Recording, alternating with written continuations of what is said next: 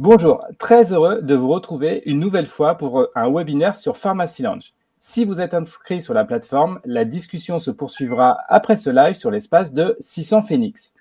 Si ce n'est pas déjà fait, inscrivez-vous, c'est gratuit et sécurisé. Un chat est également disponible si vous souhaitez poser vos questions durant cette session en direct. Moi, pharmacien, avec toutes mes casquettes, comment garder l'équilibre? Voilà le sujet de notre webinaire du jour. Pour nous accompagner, je suis avec Sandrine Fabre-Rubenstein, cofondatrice de la société de conseil et d'accompagnement 600 Phoenix. Bonjour Sandrine. Bonjour Romain, bonjour à toutes et à tous. Et aujourd'hui, nous sommes avec Aurélie Pasquier, qui est chargée de la communication sur Pharmacy Lounge et qui va nous accompagner pour ce live. Bonjour Aurélie. Bonjour à tous. Alors, je suis Aurélie Pasquier. Effectivement, comme Romain, tu viens de le dire, je suis en charge du marketing, de la communication et du digital sur Pharmacy Lounge. Pharmacy Lounge, c'est donc votre réseau d'échange professionnel 100% sécurisé et digital pour vous, pharmaciens, et votre écosystème. Pharmacy Lounge est disponible sur toutes les plateformes, web app, Android et Apple Store. Vous pouvez accéder à 6 fonctionnalités après avoir créé votre profil. La première, c'est donc la construction de vos réseaux. Vous pouvez y rejoindre vos collègues et vos camarades de promo.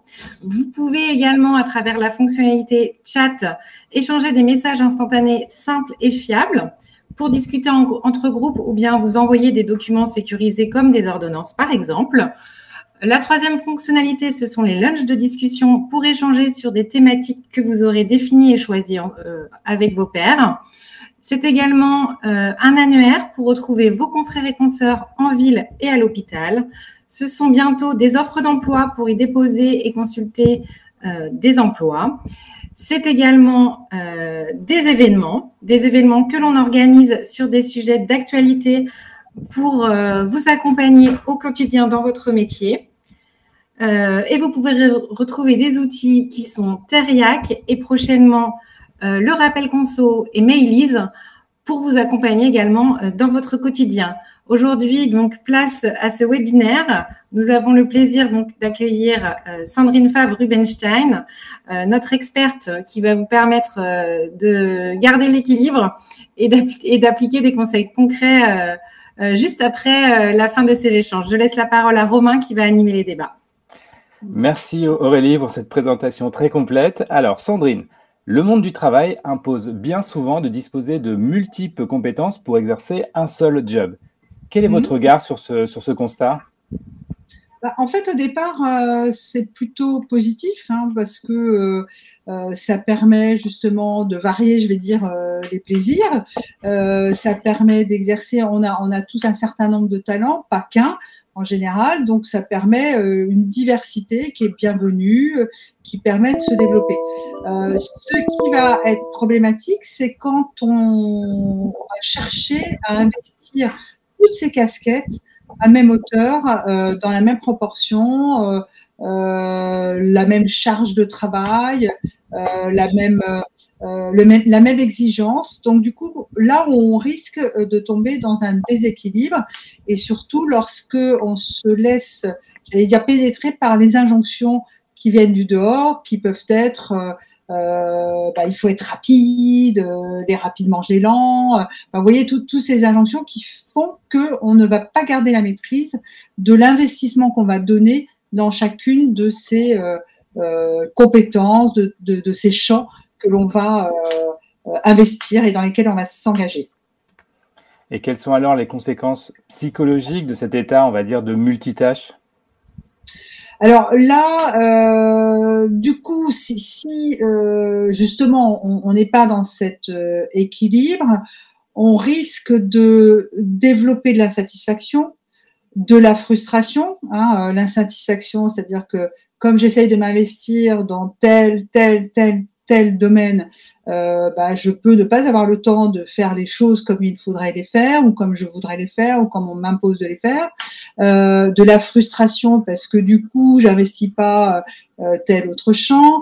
Voilà, donc du coup on crée aussi une sorte de déséquilibre. Je parle à des pharmaciens, donc hormonale avec de la pression, de la tension, du stress et pas de circuit de reconnaissance sur quand j'aime avoir du résultat ou alors quand j'aime les choses bien faites.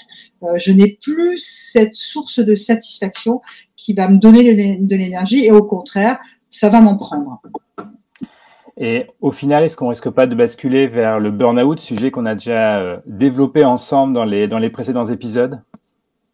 Si, bien sûr, c'est-à-dire que lorsque justement commence à s'enclencher des phénomènes hormonaux parce qu'on reste trop longtemps dans la frustration, dans l'insatisfaction, va se déclencher un cercle vicieux qui est j'ai moins de satisfaction, moins de dopamine, moins de plaisir du coup, moins de reconnaissance à moi-même, moins de satisfaction.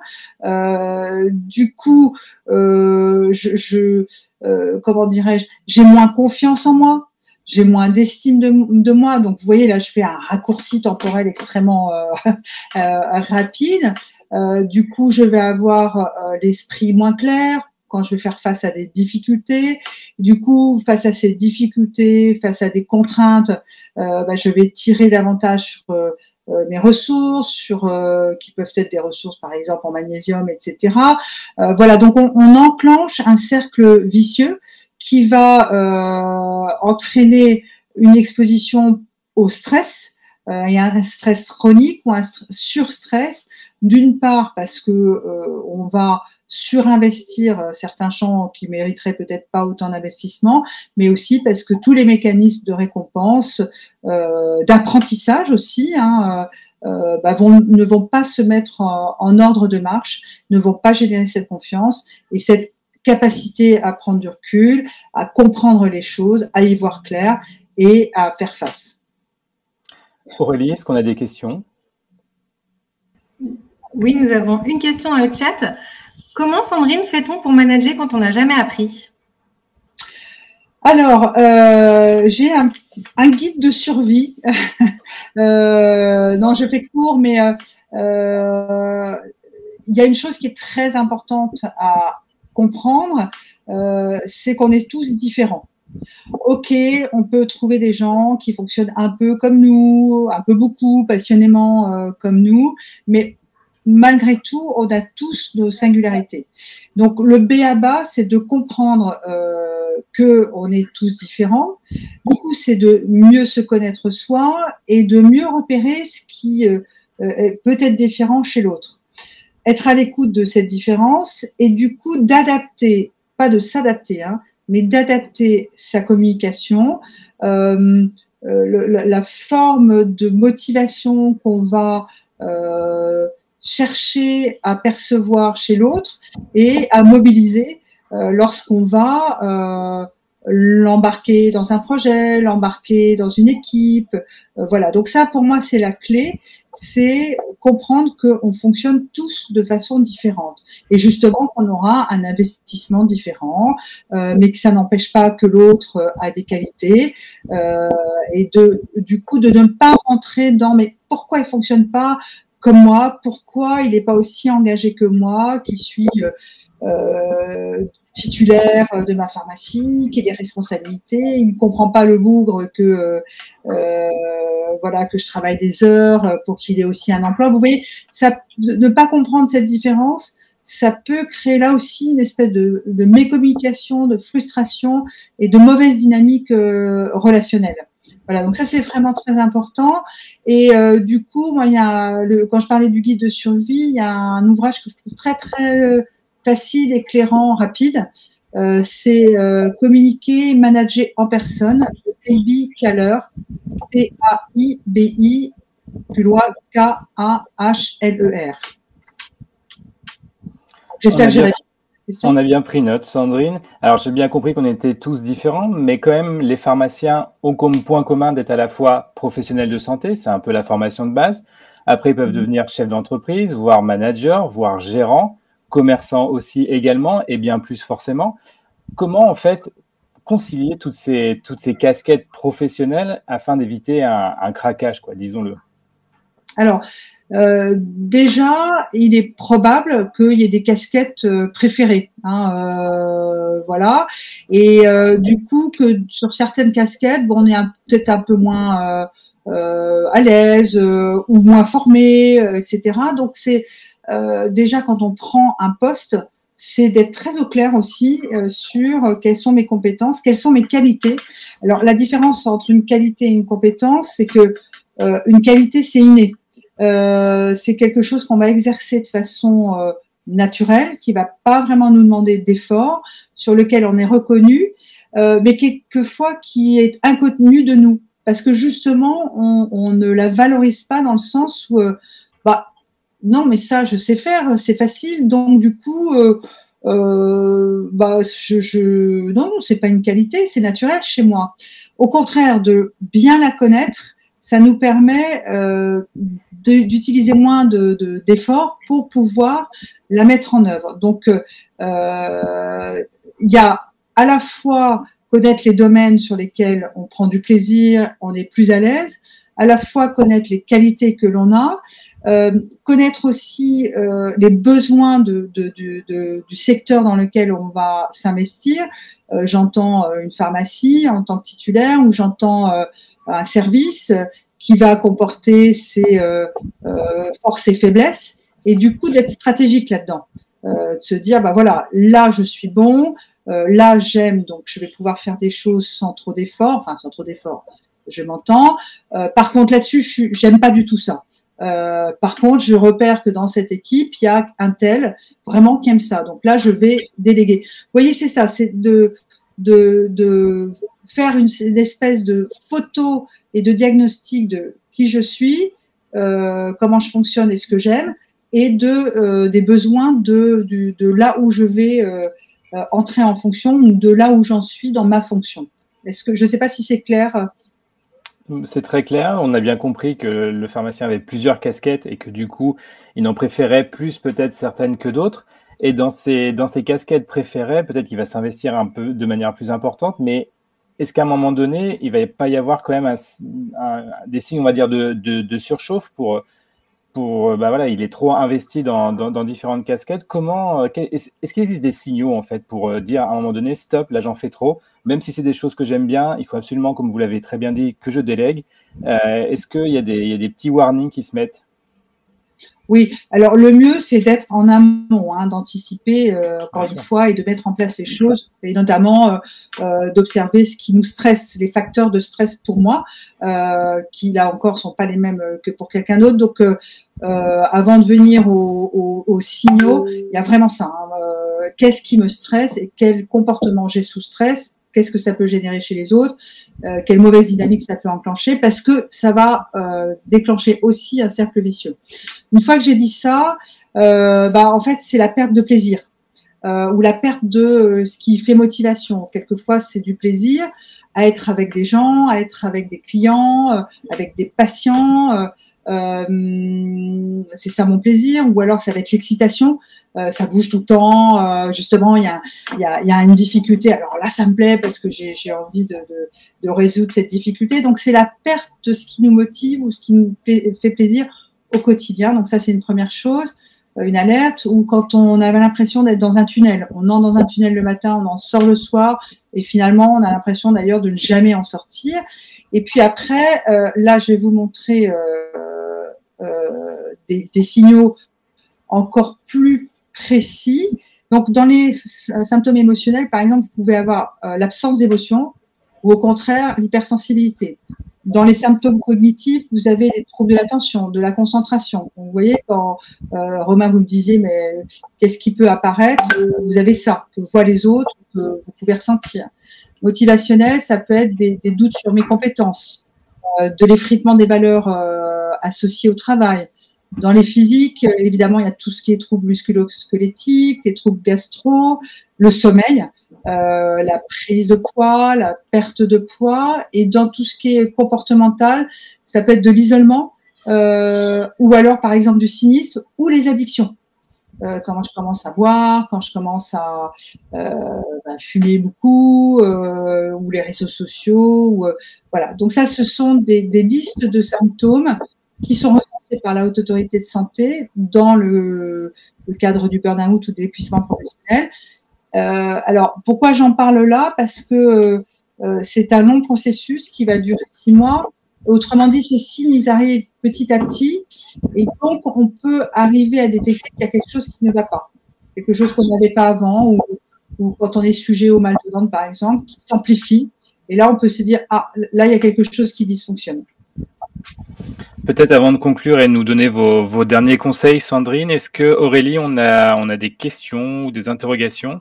Oui, il y a une question dans le chat. Sandrine, quand on se sent épuisé et qu'il faut quand même faire ce qu'on a à faire, comment on fait, Sandrine? Bon, alors écoutez, ça va pas être facile pour les pharmaciens. C'est une injonction de plus, mais c'est le lâcher le soi fort. Et c'est de demander de l'aide. On peut demander de l'aide de ses pairs. Alors, du coup, je milite pour Pharmacy Lounge, évidemment, parce que ça, c'est un superbe outil pour pouvoir demander de l'aide, et pas forcément dans une sphère trop proche, quand on hésite encore à demander de l'aide. Et quand je disais lâcher le soi fort, à la base de tous ces comportements qui vont nous entraîner dans des cercles vicieux, il y a des injonctions qu'on a reçues quand on était petit, ado, la société, les entretiens. C'est donc sois fort, fais effort, il faut tout le temps travailler, ou sois parfait, fais plaisir, dépêche-toi. Et du coup, là, des professions comme les vôtres, elles sont très sujettes à ça. D'autant plus que c'est un engagement professionnel de santé, c'est quand même une vocation. Enfin, vous voyez, il y a tout un tas de représentations et de croyances qui font que pour être un bon pharmacien, il faut avoir réponse à tout, par exemple, ou être parfait, évidemment. Quand il y a la responsabilité qui est engagée, on peut comprendre. Voilà. Mais donc, du coup, c'est d'arriver à accepter qu'on n'est pas complètement parfait et accepter qu'on a le droit de ne pas l'être, ou le droit parfois de ne pas être tout puissant. Il y a un peu d'ego aussi, voilà. Voilà. Et puis, deux dernières choses, c'est savoir, avant d'arriver là, savoir entretenir et renourrir ses besoins. On a plusieurs types de besoins qui peuvent être relationnels, qui peuvent être intellectuels. Donc, les repérer et les nourrir de façon de fond, voilà, de ne pas attendre de ne pas être mal. Et quand on commence à pas aller bien et qu'il faut quand même, j'allais dire, tenir, c'est de retrouver et de nouveau aller vers la nourriture de ces besoins-là. Parce qu'on va réenclencher du point de vue hormonal de la satisfaction, du plaisir et encore une fois la confiance en soi. Donc, je ne sais pas si en une demi-heure, on a pu donner des clés, quelques clés, des petites clés, des grandes clés. Voilà. En tout cas, moi, j'ai bien noté le conseil qu'il faut admettre qu'on n'est pas parfait. Ça, je l'ai noté. Je pense que c'est un très bon conseil. Merci, Sandrine. Est-ce que pour conclure, vous avez un dernier message à faire passer, un dernier conseil encore peut-être? Oui, je sais pas s'il y a pas de philosophe grec qui aurait dit peut-être, je sais pas, écoute-toi, aide-toi toi-même, et le ciel t'aidera, et tu connaîtras les dieux. Enfin bon, des choses dans le genre qui ont l'air un peu idiotes, mais qui sont tellement vraies. Donc, investissez sur vous-même en vous connaissant mieux. Acceptez que effectivement vous n'êtes pas tout puissant, tout parfait, que vous ne ferez pas à la vitesse du son. Et du coup, c'est comme ça que vous pourrez progresser dans cette envie d'être parfait, d'être envie d'être fort, etc. Voilà. Et à partir de ce moment-là, ce sera plus facile de manager et d'affronter les difficultés que vous pourrez rencontrer inévitablement dans votre vie de pharmacien, où vous soyez. Eh ben, je pense, Sandrine, qu'on va rester sur ces pensées un peu philosophiques pour conclure ce live. Je vous rappelle que vous pouvez poursuivre la conversation sur l'espace de 600 Phoenix, sur Pharmacy Lounge, bien évidemment. Merci, Sandrine, encore une fois, pour votre participation et vos nombreux conseils. Merci, Aurélie, pour cette première et de nous avoir accompagnés pour ce live. Et nous vous donnons rendez-vous très prochainement pour un nouveau webinaire. À bientôt. À bientôt. À bientôt.